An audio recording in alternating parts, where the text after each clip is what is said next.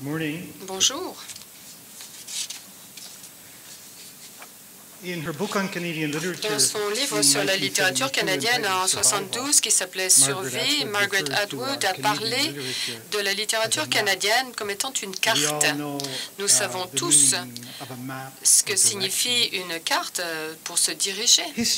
Mais l'histoire, c'est les souvenirs, c'est la mémoire, et sans mémoire, on ne sait pas d'où on vient. Et nous aurions très peu d'idées d'où nous nous en dirons.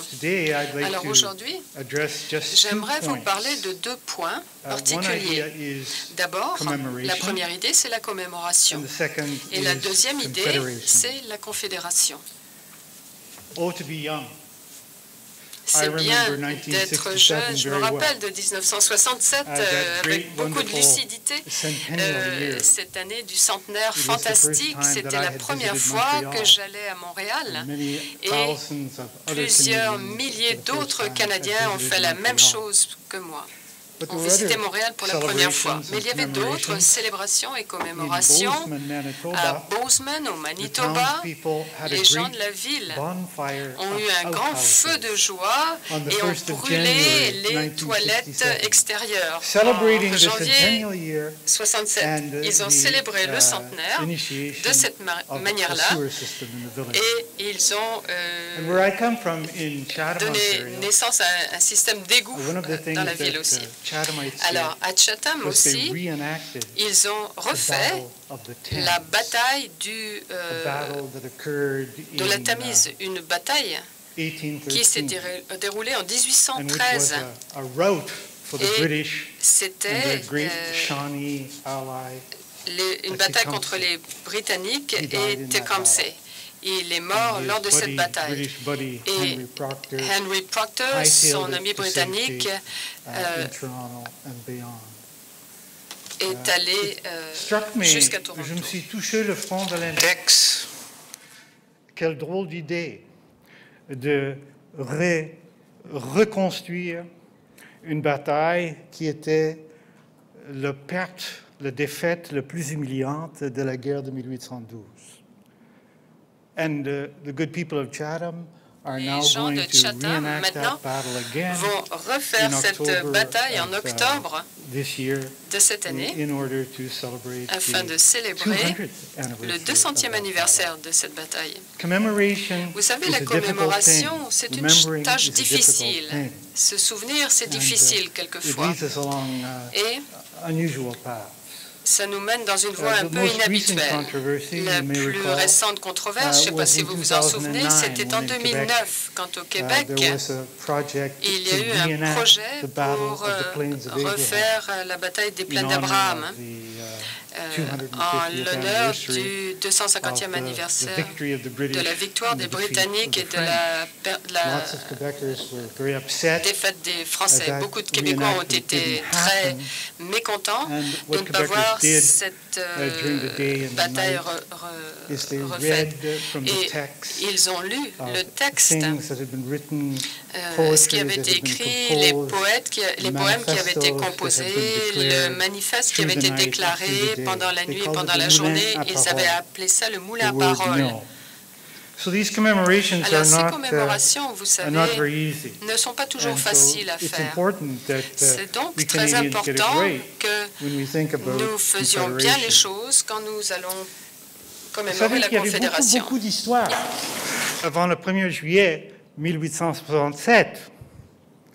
Savez-vous que le mot Canada est apparu sur les cartes européennes au début des années 1540, juste quelques années après le deuxième voyage de Jacques Cartier. Canada, le Canada, est devenu le vallée du Saint-Laurent, le territoire au nord du fleuve, le territoire au sud.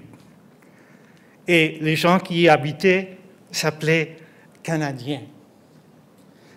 So Canada's been around for a long time. I'm thinking of a recent controversy je pense à in une 2005. controverse plus récente en 2005.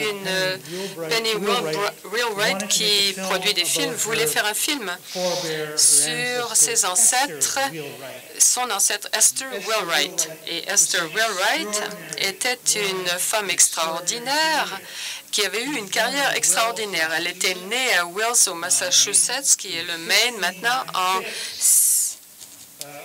1696. À l'âge de 7 ans, le village où elle habitait a été attaqué par les Abnakis et les alliés français, et elle a été enlevée, et elle a grandi dans la culture abénaki, appris la spiritualité des Abénakis. Quelques années plus tard, un missionnaire qui voyageait a remarqué cette jeune Européenne dans le village abénaki et a négocié avec le chef du village pour pouvoir l'emmener au Québec, et ils ont accepté qu'elle pouvait retourner au Québec.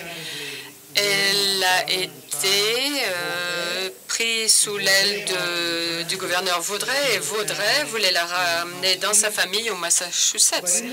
Mais entre-temps, elle avait été enseignée par les Ursulines et elle s'était convertie au catholicisme, et elle voulait devenir sœur Ursuline. Et c'est ce qu'elle a fait.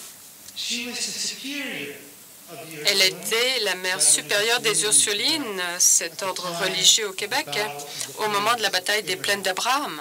Et le marquis de Montcalm, dans la chapelle du couvent des Ursulines. Quand Penny Wheelwright a voulu faire ce film, elle est allée au Fonds de télévision canadien pour demander de l'aide financière. Et le Fonds canadien lui a dit qu'elle ne se qualifiait pas parce que cette histoire était une histoire avant la création du Canada. Le Canada existait bien avant le 1er juillet.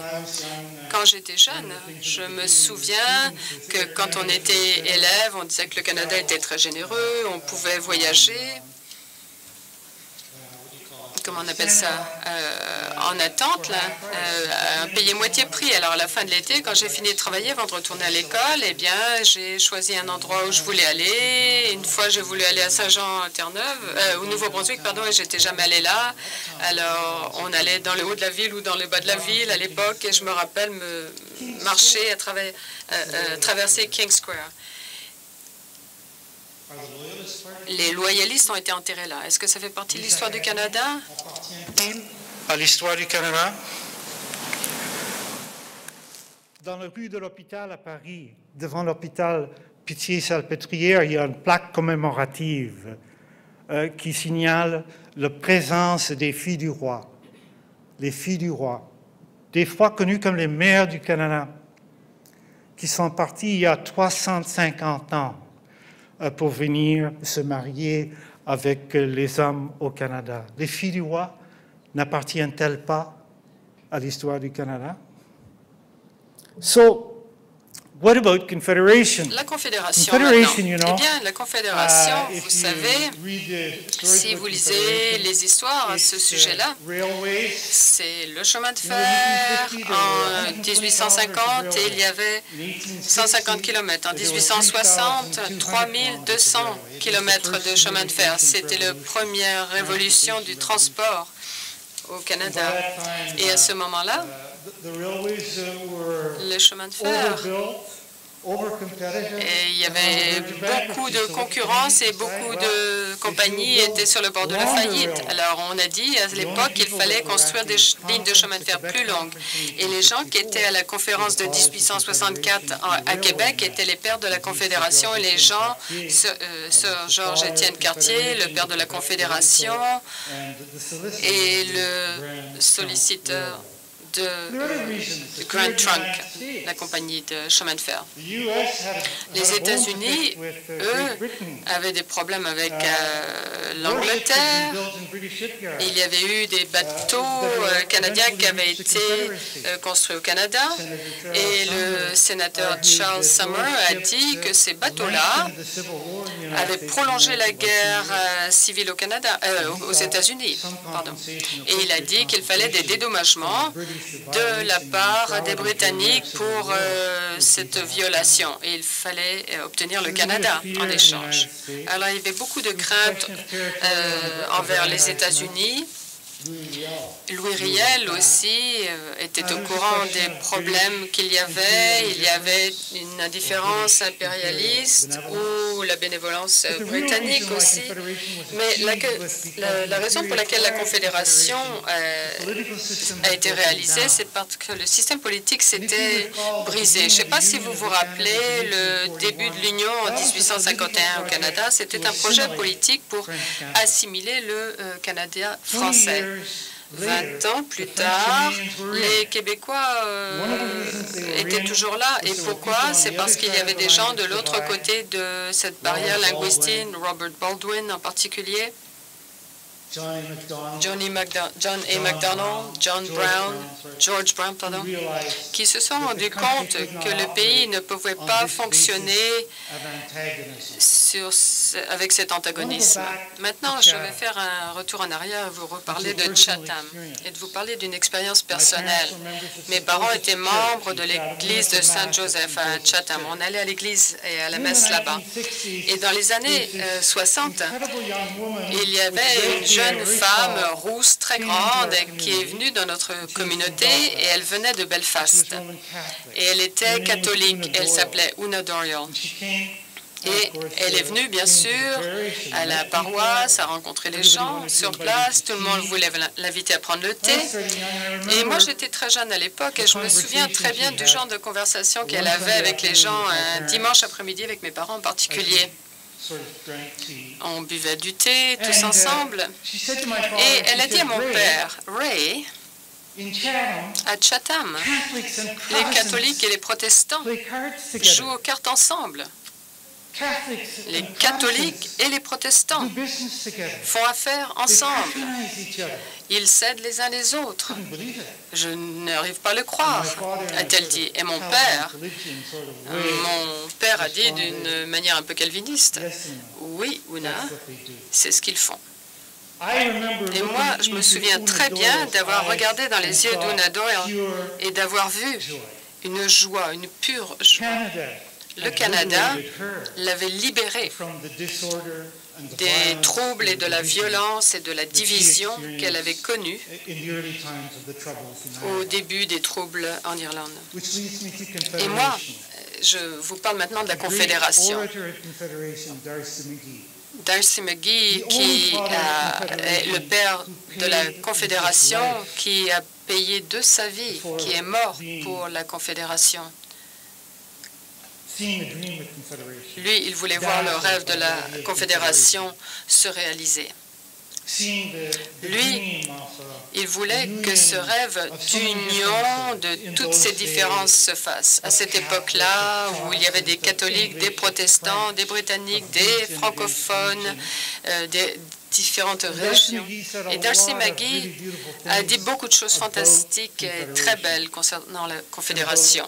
Il a donné sa vie pour la Confédération parce qu'il voulait que le rêve de la Confédération se réalise ou la possibilité de la Confédération se réalise. Et il a abandonné son engagement à la violence et à la division, très jeune comme nationaliste irlandais.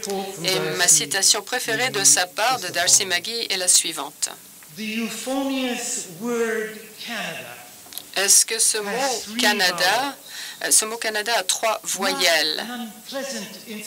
Ce n'est pas un incident malheureux. Il est aussi ancien et aussi historique que le nom d'Amérique. Comme la glace du fleuve Saint-Laurent se brise au printemps, cet antagonisme s'est dissous et a disparu dans le courant de notre grand État généreusement administré.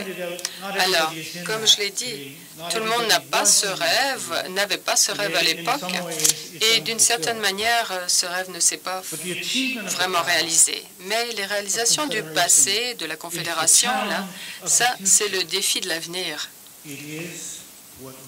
C'est ce que nous représentons en tant que Canadiens. Merci infiniment.